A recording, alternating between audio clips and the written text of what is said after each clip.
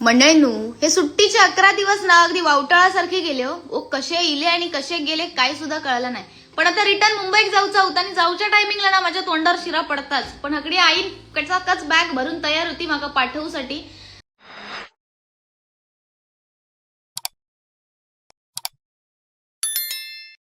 पण मंडळींनो वाईट वाटतं, पण ह्या पडद्याच्या पाठी रडायचं लागतं, कारण निघताना रडलंय तर आईक परत जास्त वाईट वाटतं.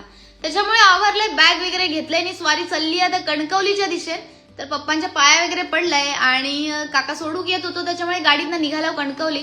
तर 11 दिवस आमच्या मॅडमांका माका भेटा गेलं नाही होतो, त्याच्यामुळे मॅडम आज जाता जाता माका भेटा गेले. तर त्याचं सुद्धा निरोप घेतले आणि कणकवली स्टेशनला गेले. तर मंडळींनो रेकॉर्ड हा कणकवली स्टेशन येताना कायम एकदम भारी वाटतं माका, पण जाताना वाईच जीव असो गुदमारल्यासारखं होतं.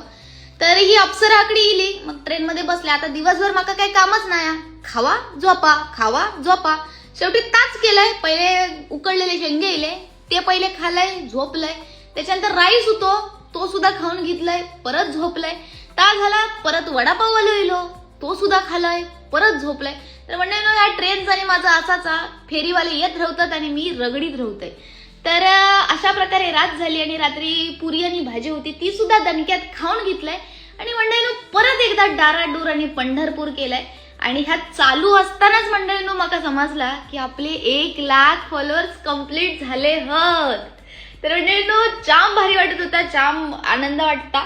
तर ह्या सगळा तुमच्यामुळे शक्य झाला. तर मंडळींनो ह्याचं सेलिब्रेशन दादरच्या गणूबाप्पाचं दर्शन करूनच घेणार. तर आता घरी निघाले, कारण आता उद्यापासून परत सुरुवात. उठा, कामाक जावा, कामावरच्यांची तोंड बघा आणि घरात येवा.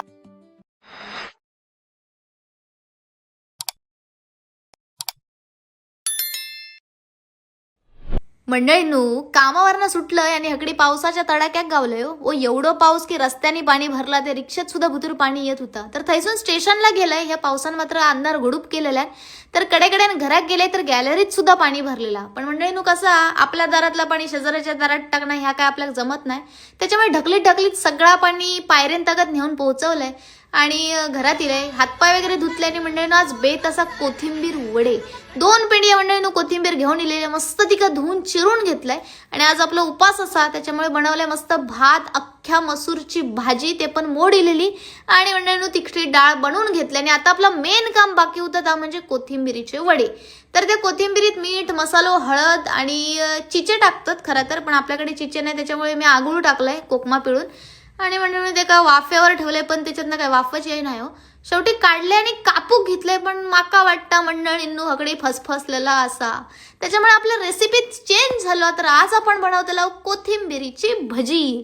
तर मस्त आहे की कडकडीत तेल तापवलंय आणि मंडळींनो त्याच्यात कोथिंबीर असे मस्त गोळे करून टाकले आणि अशी काय भारीपैकी आपली कोथिंबीरीची भजी तळण झाली आहे ना, काय सांगा तुमका.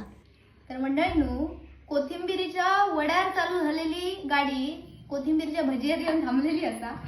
तर तुमका तर माहिती आजचो बेत भात, अख्ख्या मसूरची भाजी आणि तिखटी डाळ, ही पण ते का सुक्या मिरचीचं मारलेलं असं तडको.